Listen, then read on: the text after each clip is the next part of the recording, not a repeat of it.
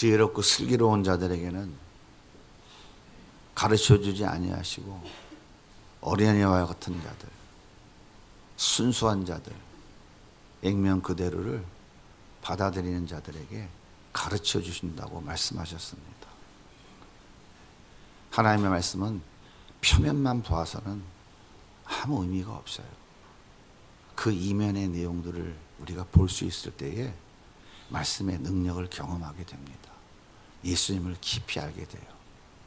오늘도 말씀을 통해서 말씀의 표면이 아니라 말씀의 그 이면이 깨달아지고 그 이면에 역사하시는 말씀의 능력을 경험하는 은혜의 시간이 되기를 예수님의 이름으로 축복합니다. 지난 봄에 재미있는 드라마를 봤어요. 그것은 고려 거란전쟁이라는 드라마였어요. 역사 드라마인데 너무 재밌더라고요.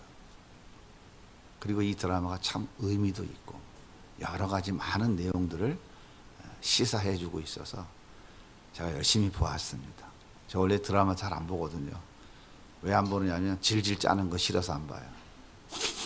짜증나요. 그리고 드라마의 내용이 참 훤하게 너무 이렇게 속이 보이는 것 같아서 제가 잘 안 보는데, 이 역사 드라마, 특별히 이 다큐멘터리는 제가 참 좋아합니다. 강감찬은 다시는 거란이 고려를 침범하지 못하도록 이번 기회에 거란 군사들을 완전히 전멸시켜야 되겠다. 그렇게 마음에 단단히 결단을 했어요.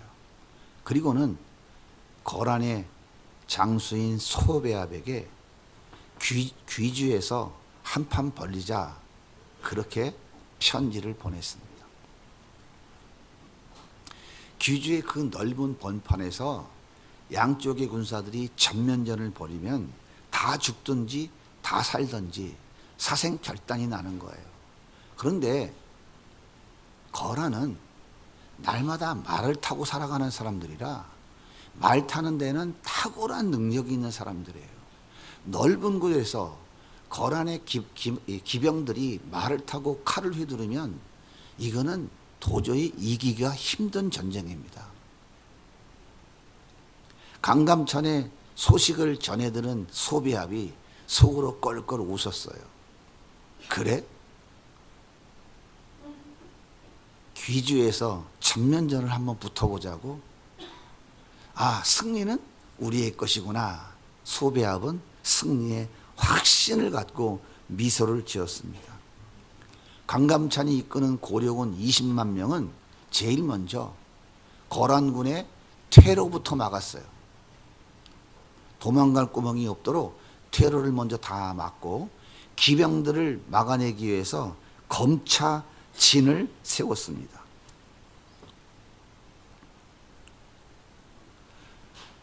모든 전쟁 준비가 끝나고 전쟁을 알리는 화살이 쏟아지기 시작했어요. 그런데 갑자기 역풍이 불면서 고려군이 쏜 화살은 거란군의 진영에 미치지 못했어요. 그런데 거란군이 쏜 화살은 바람을 타고 고려군의 진영으로 쏟아지기 시작했어요. 고려군은 화살을 막기 위해서 방패를 하늘로 들어 올릴 수밖에 없었고, 거란군은 이 틈을 놓치지 않고 검차진을 뚫고 고려 진영으로 넘어오기 시작했어요. 심각한 위기를 만났습니다. 역풍이 아니었으면 이런 일방적 위기는 만나지 않았을 텐데 갑자기 역풍이 불면서 고려는 심각한 위기에 처하게 되었어요.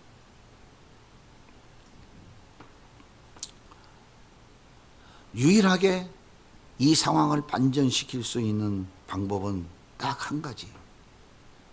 개경에서 출발한 중갑 기병이 속히 도착하는 것밖에는 없었어요. 강감찬은 검차진 일선에 나가서 동요하고 있는 병사들을 격려하고 독려하면서 같이 그 검차진을 붙잡고 사력을 다해 버티고 있었어요. 그때 마침 중각 기병이 당도를 했어요. 강감찬은 와, 이제 우리가 역전할 수 있는 기회를 만났다. 안도의 숨을 내쉬는 순간 갑자기 바람이 다시 역풍이 순풍으로 바뀌기 시작했어요. 때를 만난 고려군들이 화살을 쏘기 시작했어요.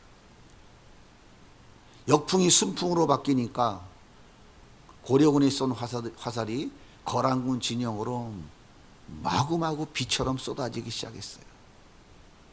이때 강감찬은 기병을 1만 명의 기병을 고려군의 뒤로 돌아가 역습을 시켰어요. 앞에서는 화살이 날아가고 뒤에서는 중각 기병이 옆구리를 치고 뒤를 치니까 전쟁은 순식간에 뒤집어져서 거란군 10만 명은 그곳에 귀주에서 전멸을 했고 일부의 남은 군사들만 압록강을 건너 도망가기 시작했습니다. 만약 역풍이 순풍으로 바뀌지 않았다면 귀주 대첩의 역사는 어떻게 기록되었을까요? 강감찬과 고려의 운명은 어떻게 되었을까요? 역풍이라는 말은 거스릴 역자의 바람풍자를 씁니다. 배가 가는 반대 방향으로 바람이 분다는 거예요. 이 말은 무슨 의미냐면 일이 뜻한 반대로 순조롭게 진행되지 못하고 어려움을 겪고 있는 것을 비유적으로 이루는 말이에요. 제자들은 보리떡 5개, 물고기 2마리로 5,000명을 먹이고 12광주리가 남는 기적을 보았어요. 여러분 생각해 보세요. 장정만 5,000명이면 어린아이 노약자까지 합치면 적어도 2, 3만 명이 되는 많은 무리가 지금 베세다 광야에서 그 오병이어의 기적을 경험했어요. 이들은 함성을 지르기 시작했어요.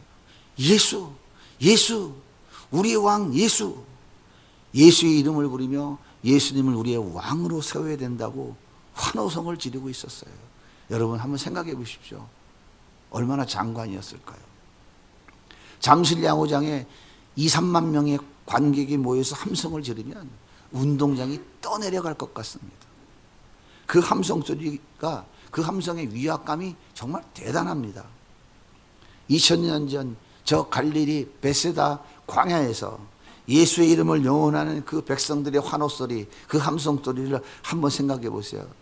얼마나 강력했을까요? 온몸에 전율이 흐르지 않았을까요? 그렇게 그 모임이 마치고 그 많은 무리들이 흩어지기 시작했어요. 제자들은 빨간 교통 신호등을 들고 이리로 가세요, 이리로 가세요. 거기는 위험합니다. 자, 밀지 마세요. 흩어지는 사람을 안전하게 길을 안내하고 있었어요. 저 친구 베드로 아니야? 야, 너는 참 좋겠다. 저렇게 대단한 스승을 모셨으니 너는 얼마나 좋겠어. 너 이제 머지않아 저분이 이스라엘 왕 되면 너도 높은 자리, 좋은 자리 한 자리 차지할 거 아니야. 야, 부럽다. 이 소리를 듣는 제자들은 얼마나 마음이 뿌듯했을까요? 그래, 내가 배가 그물을 버리고 예수님 따르기를 정말 잘했어. 난 정말 인생 최고의 선택을 한 거야. 이제 예수님이 곧 이스라엘의 왕이 되시면 우리는 이제 팔자를 고친 것이지. 내 인생의 역풍은 끝났고 내 인생의 순풍의 돛을 다는 거야. 여러분 생각해 보세요. 제자들의 가슴이 얼마나 벅찼을까요?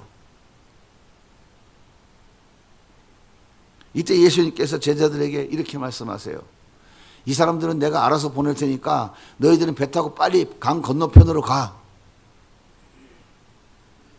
매정하지 않아요? 그렇게 말씀하시고 예수님은 기도하시기 위해서 산으로 올라가셨습니다. 제자들이 노를 저어가면서 어떤 생각이 들었을까요? 아, 예수님 참 좀 심한 거 아니야? 오늘같이 기분 좋은 날 그냥 좀 마음껏 누리도록 내버려 두시지 왜 우리를 쫓아내시는 거야? 정말 오랜만에 행복한 시간이었는데 너무 매장하신 거 아니야? 투덜투덜거리며 제자들은 노를 지어 갈릴리 건너편으로 가고 있었어요. 그런데 갑자기 바람이 불기 시작했습니다. 순풍에서 투덜투덜거리며 가던 제자들에게 역풍이 불기 시작했어요. 그리고 생명의 위협을 느끼기 시작했습니다. 자, 그렇다면 예수님은 제자들이 역풍 만날 것을 모르시고 보냈을까요? 여러분 어떻게 생각하세요? 같은 사건을 기록하고 있는 마가가 뭐라고 얘기하냐면 마가복음 6장 47절에 이렇게 기록하고 있어요. 같이 읽어볼까요?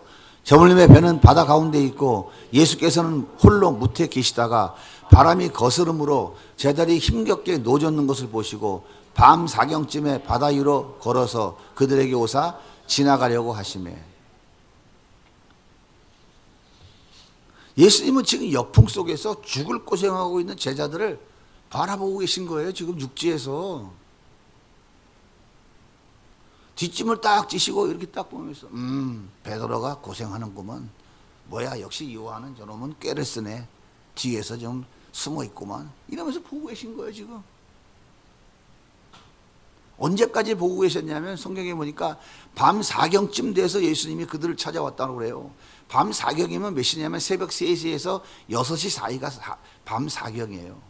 그러니까 해 저물기 전에 배를 타고 건너갔으니까 적어도 한 6시 전으로 배를 탔다고 가정을 하면 최소 9시간에서 12시간 사이에 지금 갈릴리 호수 한가운데서 그 역풍이 그리고 거센 풍랑 속에서 죽을 고생을 지금 하고 있는데 예수님은 지금 뒷짐지고 쳐다보고 계셨다 이 말이에요. 그러다가 이제 더 이상은 두면 안 되겠구나. 큰일 나겠구나. 위험하구나 싶으니까 예수님께서 그때 급하게 배를 타고 오신 게 아니라 물 위를 걸어서 오신 거예요. 성큼성큼 걸어오셨다고요. 어떻습니까? 예수님은 제자들을 역풍 속에 의도적으로 보내신 것 같아요? 아니면 우연히 이런 일이 벌어진 것 같아요? 예수님은 제자들을 의도적으로 그 역풍 속으로 몰아넣으신 거예요. 도대체 이유가 뭘까요? 이유가 뭘까요? 제자들은 예수님의 표면만 보았어요. 예수님은 로마의 압제를 물리치고 이스라엘을 다윗처럼 강한 나라로 만들어줄 힘과 능력을 가진 사람으로 보았어요. 그래서 사람들이 예수님을 왕으로 세워야 된다고 환하고 소리를 질 때 옳소이다, 옳소, 맞아요 라고 동조하고 있었어요. 그래서 제자들은 예수님의 제자로서 당연히 세상의 명예와 권세를 누려야 된다고 생각하고 있었어요. 그래서 서로 높은 자리에 앉으려고 지들끼리 암투까지 벌이고 있었던 것이에요. 예수님은 이런 제자들을 역풍 속에 몰아넣으시고 오병이어의 기적 이면에 어떤 모습이 있는지를 가르쳐 주고 싶었던 거예요. 인간은요, 어떤 물질을 보면 갖고 싶은 욕망이 생깁니다. 이것을 우리는 견물생심이라고 그러죠. 여러분, TV 보십시오. TV. 광고가 얼마나 요란하고 멋있습니까? 특히 인터넷 쇼핑, 인터넷 TV에서 이렇게 홈쇼핑 한 번도 안 해보신 분 있어요? 홈쇼핑 중독자 많습니다. 제가 한 두세 번 사봤는데요. 저희 집에서는 홈쇼핑 절대 제가 못 사게 해요. 거의 90%는 당해요. 왜 그런지 아세요? 견물생심이거든. 얼마나 아름답게 보이고 기가 막히잖아. 얼마나 맛있게 보여. 물건도 생선도 카메라 갖다가 접사 카메라 앞에 딱 찍어서 요만한 조기 새끼를 이만하게 부풀려가지고 와 저렇게 싸? 물건 오면 이게 도대체 쿠팡 한번 들어가 봐요. 컴퓨터만 키면 한 번만 들어갔다 오면은 쿠팡에서 그냥 계속 거기다 화면에 띄우는 거야. 징글징글하게. 견물생심인 거예요. 그런데 그 이면을 아는 사람들은 생각이 달라요. 저같이. 홈쇼핑은 무조건 90% 저건 당한다. 100%라고 하진 않았어요. 90% 당한다. 특히 먹는 거 당한다. 마약은 순간의 쾌락과 즐거움을 줘요. 하지만 그 이면에 인생을 망치는 무서운 결과가 숨겨져 있어요. 마약의 이면을 아는 사람은요, 절대로 마약의 표면에 속지 않습니다. 우리가 예수 믿는다고 하면서 실패하고 넘어지는 것은 내 눈에 보이는 것이 전부라고 생각하기 때문인 거예요. 나는 죽고 예수로 사는 삶을 살아보겠다고 결단하지만 여전히 내가 주인 되는 삶을 살아가는 이유는 말씀의 표면만 보고 말씀의 이면이 보이지 않기 때문인 거예요. 예수님의 이면이 보이지 않는 인간들은요, 전부 자기 욕망과 자기 탐심에 빠져서 가룟 유다처럼 예수님을 자기 욕심을 채우는 대상으로 전락시켜 버린다니까요.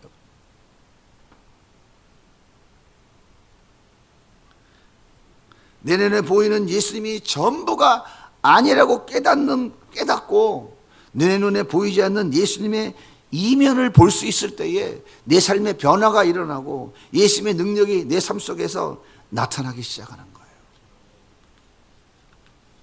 인간은 전부 이 견물생심, 눈에 보이는 것 때문에 다 죄 가운데로 빠져들어가고 하나님을 자기의 필요의 도구로 전략시키는 무지막지한 짓도 하는 거예요.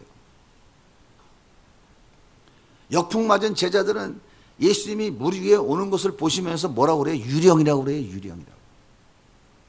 이때 예수님께서 나야 얘들아 두려워하지 말라 그렇게 말씀하시니까 눈치 빠른 베드로가 예수님인 것 같아. 예수님이야. 그러면서 예수님 나도 물 위로 걸어가고 싶은데요. 좀 오라고 하세요. 그러자 예수님이 그래 와봐. 베드로가 물 위를 걸었어요.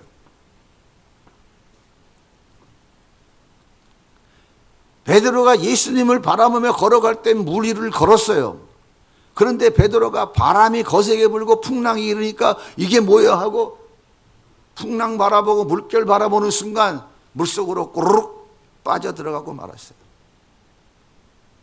이때 예수님께서 손을 내밀어서 베드로의 손을 붙잡고 건져 주시면서 이렇게 말씀하십니다.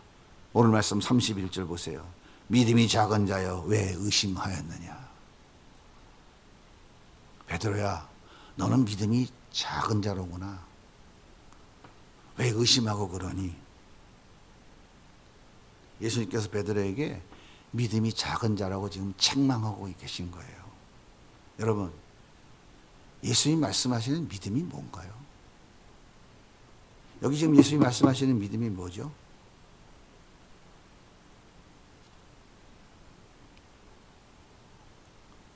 사람은 중력 때문에 무리를 걸을 수 없습니다. 그런데 예수님은 지금 무리를 걷고 있어요. 무슨 말이에요? 중력이 예수님께는 지금 미치지 못하고 있다는 거잖아요. 그렇다면 역풍 속에서 창조 질서를 무시하고 무리를 걸어오시는 예수님은 제자들에게 지금 무엇을 보여주고 싶은 거예요?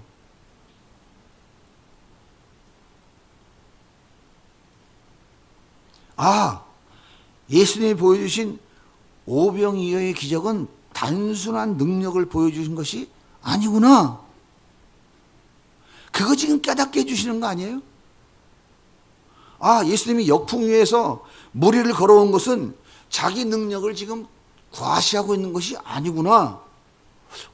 그렇다면 이게 뭐지? 예수님은 무에서 유를 창조하시는 창조주 아니야? 예수님은 창조 질서조차도 임의대로 주관하시는 창조주 하나님 아니야? 그렇다면 우리를 구원하기 위해 이 땅에 오신 하나님의 아들 메시아 구원자 맞네? 예수님은 지금 눈앞에 보인 떡, 물고기 먹는 능력의 예수님이 아니라 그 이면에 예수님이 어떤 분이신지를 제자들에게 지금 가르쳐주고 싶으신 거예요. 예수님의 이면을 보여주고 싶으신 거예요. 이게 믿음이에요.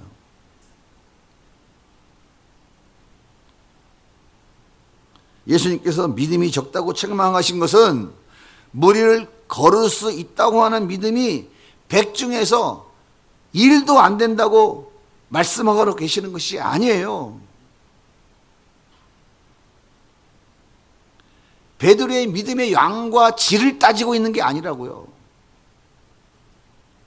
무에서 유를 창조하는 오병이어의 기적을 보고도 창조 질서를 임의대로 주관하시며 물 위를 걸어가는 모습을 보고도 자연의 힘과 능력조차 예수님 앞에서 잠잠해지는 것을 보고도 예수님이 창조주 하나님이시며 자기 백성을 저희 죄에서 구원하기 위해 이 땅에 오신 하나님의 아들 메시아 구원자인 것을 보지 못하고 있는 것을 책망하고 있는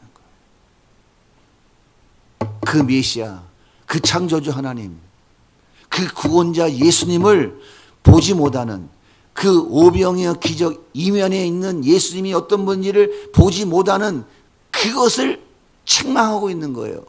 그것이 믿음이 적은 자라고 말씀하고 있는 거예요. 그러니까 믿음은 뭘 얘기하는 거예요? 믿습니다, 믿습니다. 난 무리를 걸어갈 수 있습니다. 믿습니다, 믿습니다. 그것이 믿음이라고 하는 게 아닌 거예요.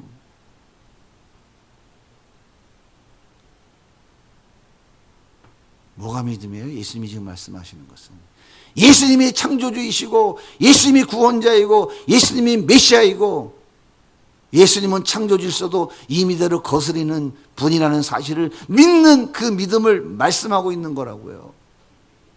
여러분 예수님이 창조자인 것을 믿으십니까?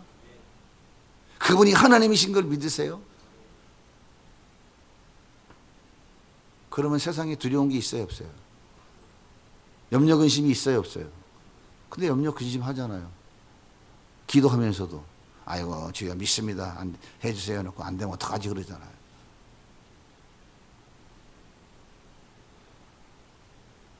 우리의 믿음의 대상은 하나님이신다고요. 예수님인 거예요. 제자들은 문둥병을 고치시는 능력의 예수님, 오병이어의 기적을 보이는 능력의 예수님, 죽은 자도 살리는 능력의 예수님, 와, 이 예수님만 붙잡으면 팔자를 고치겠구나. 이 예수님은 이스라엘 왕 되셔야 될 분이구나. 저 로마의 압제를 깨부시고 우리에게 다윗과 같은 강성한 나라를 만들어줄 수 있는 전능자시구나. 표면의 예수님만 보았다고요. 표면의 예수님.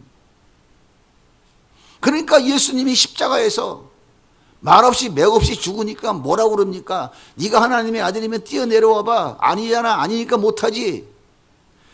예수님을 십자가에 못 박아 죽이면서까지도 그들은 무슨 마음을 갖고 있었냐면 이 예수가 우리를 저 로마의 압제로부터 건져서 잘 먹고 잘 사는 강성한 나라를 만들어 주기를 기대하고 있었던 거예요. 이것이 바로 예수님의 표면만 보는 것이지, 예수님은 우리의 죄를 대신해 십자가에 죽기 위해서 오신 하나님의 아들이고 메시아이며 그분은 전능하시며 창조주인 것을 그들은 단일도 몰란 거예요. 예수님께서 그래서 베드로에게 책망하시는 거예요. 넌 믿음이 적은 자야.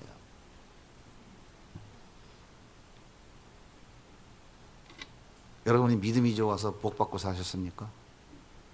여러분 믿음이 좋아서 오늘 아침에 교회 올 때 교통사고 안 난 거예요? 여러분 믿음이 좋아서 비행기 타면 안 떨어집니까?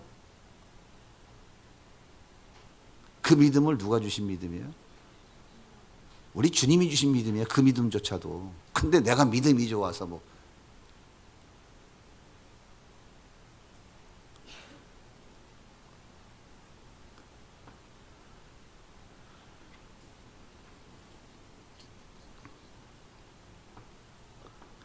예수님의 표면만 보는 사람은 제자들처럼, 그리고 그 베세다 광야에 모인 사람들처럼 예수님을 통해 먹을 것을 해결받고 자기 필요가 채워지고 질병이 고침받고 이 땅에 살아가는 동안 자신의 욕망과 탐욕을 채우는 대상으로 예수님을 여긴다니까요.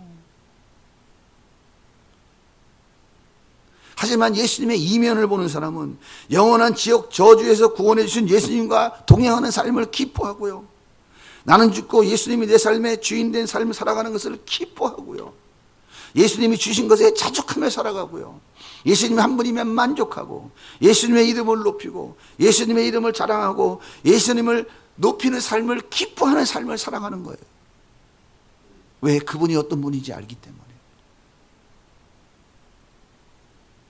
여러분, 이것이 믿음이라고요. 우리에게 이 믿음이 있느냐고 주님이 물으시는 거라고요.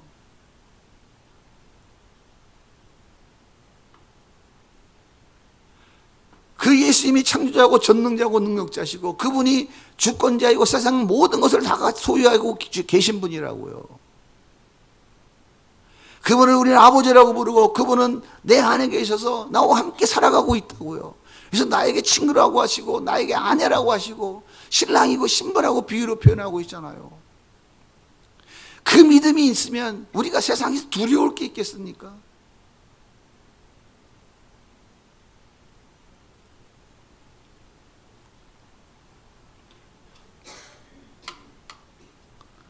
우리의 삶에도 어느 날 갑자기 순풍이 역풍으로 돌변합니다. 잘 나가던 사업에 문제가 생기고 건강에 이상이 생기고 가정에 어려운 일이 생기고 전혀 예상치 못한 일들이 벌어져요. 이렇게 역풍이 내 삶에 불어올 때 그것이 우연이 아니라 예수님이 나에게 불어주신다고 하는 사실을 기억해야 돼요.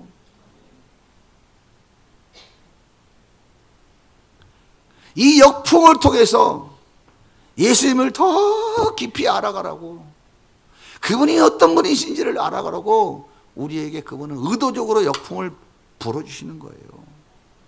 여러분 보세요. 바울이 포승줄에 묶여서 알렉산드리아 호에 타고 지금 로마로 압송돼 가고 있었잖아요. 그런데 유라굴라 광풍이 불었어요. 역풍이 불었어요. 배에 타고 있던 275명 천보가 다 죽어야 될, 구원의 여망은 전혀 없는 그런 처참한 지경에 이르렀어요. 하지만 바울은 하나님이 나에게 이 역풍을 왜 주셨을까? 하나님의 놀라운 뜻이 있을 거야. 그는 하나님의 뜻을 물었어요.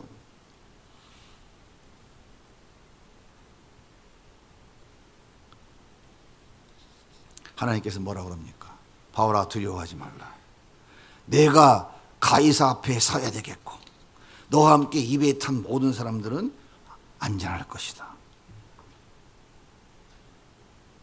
바울은 그 역풍 속에서 모두가 다 죽는다고 아우성치는 그 역풍 속에서 로마 황제 가이사에게 예수의 복음을 전하는 것이 너의 사명이라는 것을 다시 한번 정확하게 확인했어요. 그리고 바울을 가이사에게 보내기 위해서 이 배에 함께 탄 275명도 하나님이 책임지고 살려줄 것이라고 약속하셨어요. 그래서 바울은 당당하게 외칩니다. 여러분, 두려워하지 마세요.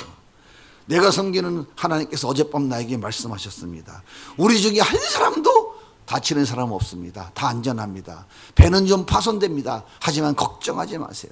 여러분, 얼마나 당당합니까? 얼마나 당당해요. 멋지지 않아요? 광풍 이면에 하나님의 뜻이 무엇인지를, 그 역풍 이면에 하나님의 뜻이 무엇인지를 아니까 당당한 거예요. 지금 아직 유라굴라 강풍은 여전히 불고 있습니다.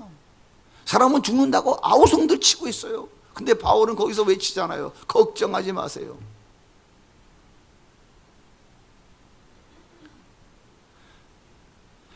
그 역풍, 그 광풍 이면에 역사하시는 하나님의 뜻과 의도를 알면은 우린 세상에 전혀 두려움이 없다고요. 바울과 함께 그 배에 탄 275명은 거센 바람 소리, 파도 소리, 살려달라고 외치는 소리, 고통 가운데 절규하는 사람들의 외침 소리만 들렸어요. 하지만 그 역풍 속에서 바울은 하나님이 들려주시는 세미한 음성을 들었다고요. 역풍이 불어옵니까? 주님의 뜻이 무엇인지를 가르쳐주고 싶으신 거예요. 우리 눈앞에 표면에 보이는 그 이면의 것이 무엇인지를 주님이 가르쳐주고 싶어서 우리 삶에 역풍을 부시는 거예요. 그 속에서 세밀하게 들려오는 주님의 음성을 들어야 돼요. 무릎을 꿇으시면 됩니다. 그분께 물으시면 돼요.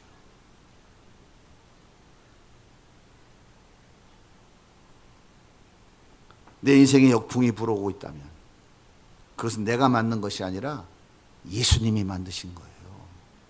내가 재수가 없어 생긴 게 아니라고요. 내가 뭘 잘못 판단해서 생긴 게 아니라고요. 예수님이 만드신 거예요. 그러므로 그 역풍 속에서 우리가 할 일은 그 예수를 바라보는 거예요. 예수님의 순풍에 돛을 달고 달려가는 네 인생에 역풍을 보내시는 것은 예수 바라보라고. 뒤에 불고 있는 순풍 바라보지 말고, 그 순풍이 주는 욕망과 쾌락 바라보지 말고, 그것 바라보면 너 물속에 빠진다고. 그 죄악의 구덩 속에 빠져서 너는 영원한 지옥 형벌 받는다고 우리 주님이 역풍을 보내시는 거예요. 예수님의 이 안타까운 마음을 아시겠습니까, 여러분? 자기를 십자가에 죽여서 나를 살려준 예수님이 왜 우리에게 역풍을 주실까요? 절대 그런 분이 아닙니다. 나를 사랑하기에, 너무나 사랑하기에 예수님의 그 표면만 보고 살다가 물속에 빠져 죽도록 내버려 둘 수가 없어서 영원한 지옥 형벌 속에 저주의 심판에 떨어지도록 내버려 둘 수가 없어서 예수님의 그 이면을 보라고 우리에게 역풍을 보내주시는 거예요.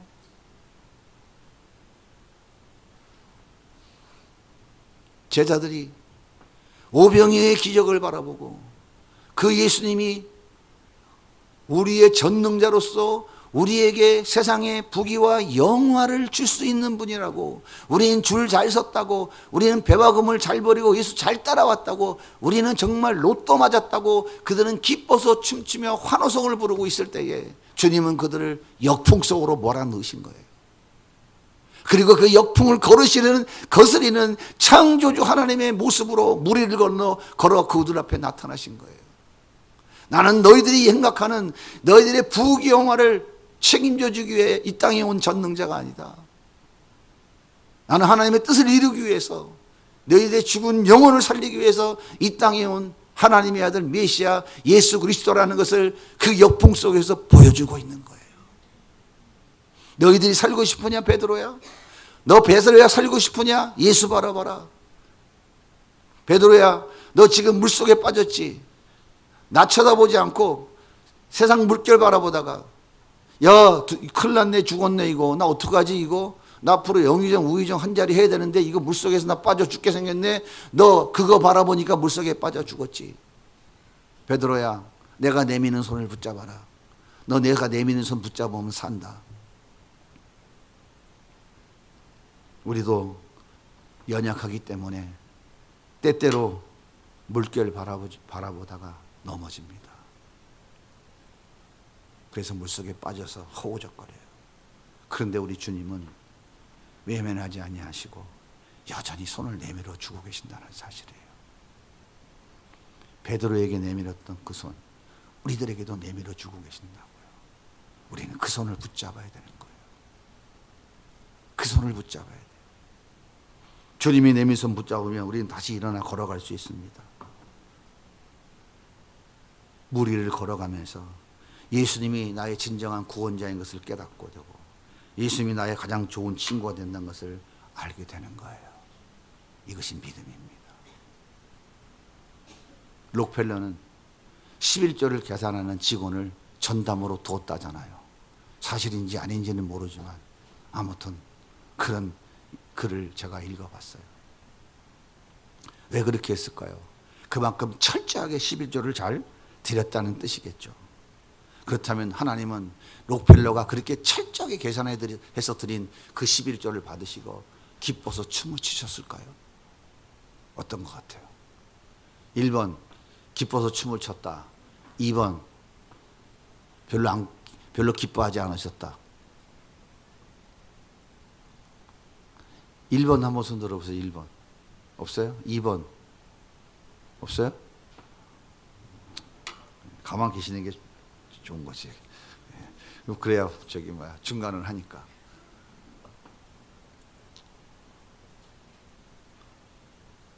여러분 한번 생각해 보세요. 록펠러가 하나님께 드린 11조는 누가 준 거예요? 그거 누구 거예요? 몇 %? 하나님 거예요? 100% 하나님 거잖아요. 그죠? 하나님이 준 것 중에서 띄어가지고 하나님께 갖다 여기 있습니다 하고 11조 드렸는데 하나님이 지가 준 거 지가 받으면서 할렐루야 기쁘다 내가 만복의 복을 줄게 그러실까? 생각해 봐요. 아니 헌금하지 말란 얘기를 하는 게 아니에요. 돈을 비유로 들면 제일 이해가 쉽잖아요. 하나님 그거 받으시 기뻐하실 것 같아요? 그거는요 기뻐하고 안 기뻐할 것이 아니고 당연한 거예요. 그냥 당연한 거라고. 수아가 어버이날 되면은 가갖고 사탕이라도 몇 개 사가지고 엄마 아빠 이렇게 글씨만 삐뚤삐뚤 써가지고 이렇게 포장해서 뭐 과자 이렇게 쓰면 엄마 어버이날 엄마 감사해요 할머니 할아버지 감사해요 해요 안 해요? 해요 안 해요? 대답을 안 하네. 자녀들이 그런 거 합니까 안 합니까? 하죠. 그 돈 누가 준 거예요?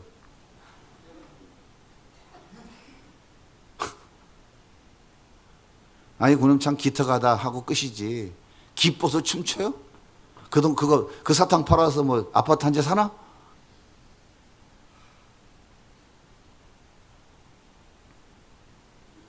하나님이 진정으로 기뻐하시는 것은 우리의 믿음이에요. 믿음 없이는 하나님을 기쁘시게 하지 못한다니까요. 하나님이 창조주이시며 하나님이 독생자 그리스도를 예수 그리스도를 십자가에 내어주셨으며 하나님이 나를 사랑하셔서 자녀 삼아 주셨으며 천국을 기업으로 허락해 주셨으며 예수님과 함께 동행하는 삶을 살게 해주셨다는 이 사실을 믿는 이 믿음을 하나님이 기뻐하신다니까요. 신현전 집사님이 찬송 부르니까 이 혀를 움직이더라고. 그 영혼이 살아있어 귀가 들려서 찬송하는 거예요. 전국에서 만나보자 찬송하는 거예요.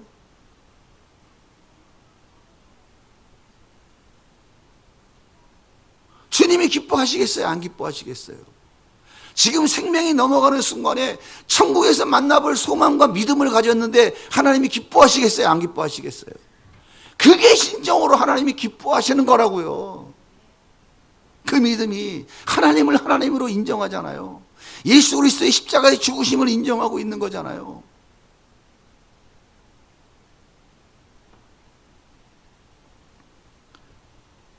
예수님은 이 놀라운 사실을 믿게 하시려고 순풍을 역풍으로 바꾸시는 거예요. 그래서 역풍은 우리에게 은혜이며 축복인 것입니다. 그렇게 믿으십니까? 할 수 없이 아멘 하시는 거예요. 이게 진리인 거예요. 이게 진리라고요. 역풍 속에서 우리가 바라봐야 할 것은 오직 그래서 예수인 거예요. 예수. 우리가 바라보는 것이 예수 바라보는 것이 믿음이고 이 믿음으로 우리는 주님을 기쁘게 하는 거예요.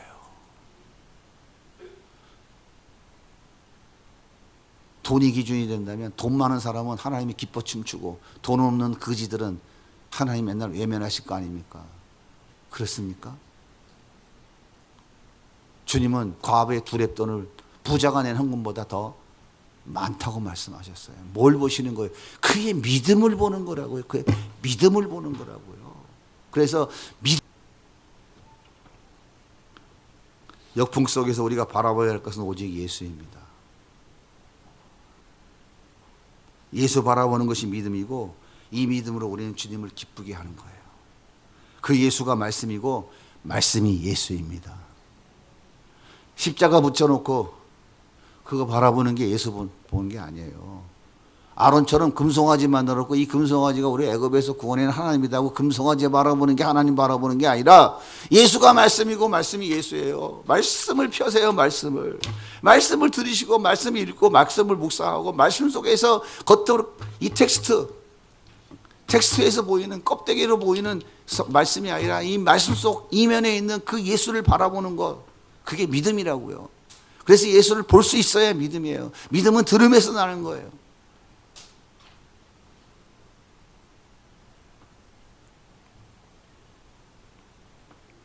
예수가 보이면 우리의 믿음은 더욱 단단해집니다. 세상에 두려울 것이 없어요. 그러나 물결을 바라보다 넘어질 수 있습니다. 하지만 예수님은 외면하지 않고 손 내미십니다. 그래서 역풍은 하나님의 은혜이며 축복입니다. 역풍이 불면 원망하고 덤비지 마시고 감사하세요. 은혜와 축복이 날아갑니다. 역풍 속에서 예수님이 어떤 분인지 더 알아가는 것이 은혜이고 축복입니다. 역풍 없이는 예수님을 더 깊이 알아갈 수 없어요.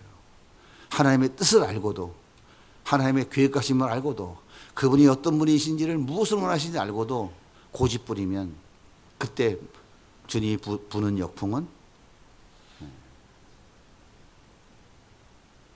힘든 역풍이에요.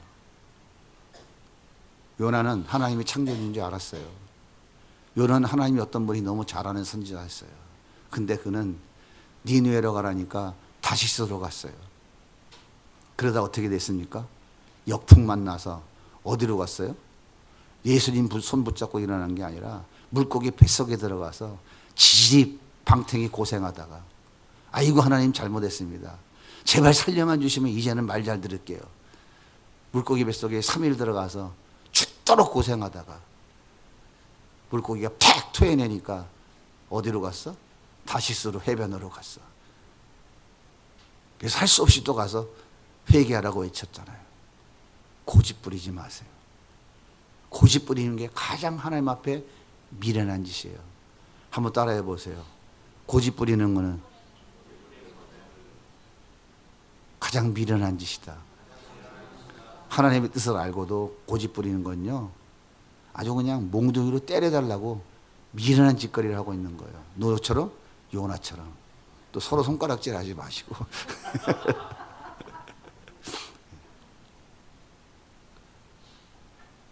그래서 역풍 없이는 우리 인간들은 예수님을 더 깊이 알아갈 수가 없어요. 역풍 주신 하나님께 바라보며 그 예수 바라보며 넉넉히 승리하며 살아가는 우리 성도님들이 다 되시기를 예수님의 이름으로 축복합니다.